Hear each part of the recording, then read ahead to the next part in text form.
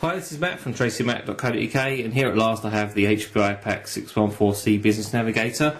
I say at last because this device has been subject to a couple of delays over the last few weeks. And judging by the number of emails we've been getting over the last few weeks, it's a device that a lot of people are interested in, so we'll do a quick unbox and talk about the device a little bit more. So break the seal. As you can see, the box is pretty typical of an HP iPAQ product, and inside have nicely presented the 614 itself right on top, so I'll come back to in just a second. Have the battery, which is a quite light and slim battery, and it is a 1590 mAh battery. We also have a number of plugs for different regions for the mains charger, which is a USB style mains charger with a USB socket on the top, which works with the USB to mini USB cable for sync and charge. There's also a set of headphones to take a look at. I have a mini USB style connector on there on one end, an inline microphone with volume control and a press button. Obviously the headphones on the other end. These look a fairly decent quality, but we'll let you know what they're actually like to listen to once we do the full review.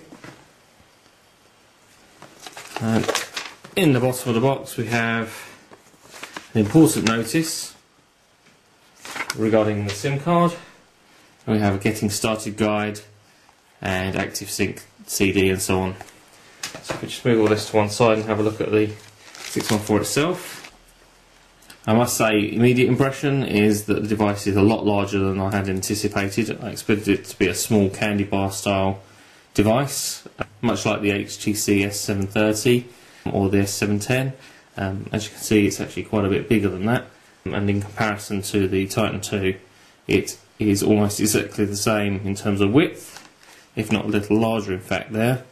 It's slightly longer, it is a little thinner, and we haven't got the battery in there just at the moment, which we'll install now. There we go.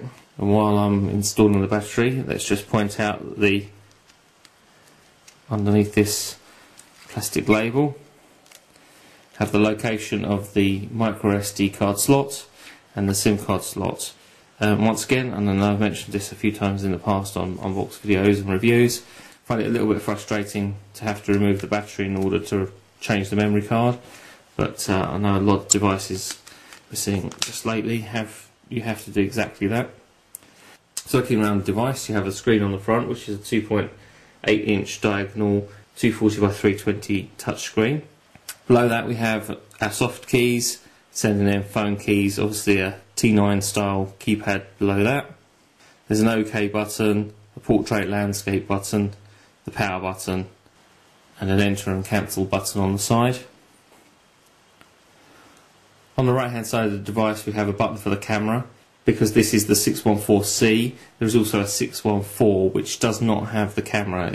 The C indicates the fact that this has the camera. So on the back we have a camera. It's a 3 megapixel camera with a built-in LED illumination, or flash as they like to call it, and a mirror for taking pictures of yourself.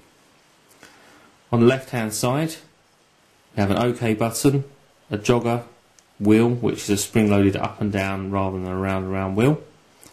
We have a voice notes recording button, and right on the bottom we have home for the stylus, which is a telescopic stylus, and it's quite a large and quite sturdy stylus. On the bottom we have a USB connector, and finally there's a little reset button just next to that. So here's a quick tour of the HP iPAQ 614C. Let's just talk about the specification. It's listed at 145 grams, which as I say is a little lighter than the Titan II here. It has a 520 MHz processor, which should be quite fast, 128 meg of RAM and 256 meg of ROM, which is pretty reasonable. It's a quad band device, which also supports GPRS, Edge, 3G and HSDPA. As I mentioned, there is a micro SD card slot underneath the battery. Bluetooth 2 and Wi-Fi are included. The 614C also has built-in GPS, which is assisted GPS, and as we understand it, we do require network connectivity in order for the GPS to function properly, but we will talk about that more when we actually come to do the written review, along with some other issues that we've been made aware of, one of which is the fact that the device doesn't dynamically switch between 3G and GPRS connectivity. So if you move from an area with GPRS connectivity to an area with 3G connectivity or vice versa, you will lose your internet connection or your data connection temporarily while the device remakes its connection to the internet, which is something that has been mentioned by early adopters of the device and is something that we'll be testing out. As always, we'll be using the HP iPAQ 614C over the next week or so, and a review will be on tracyandmac.co.uk very soon.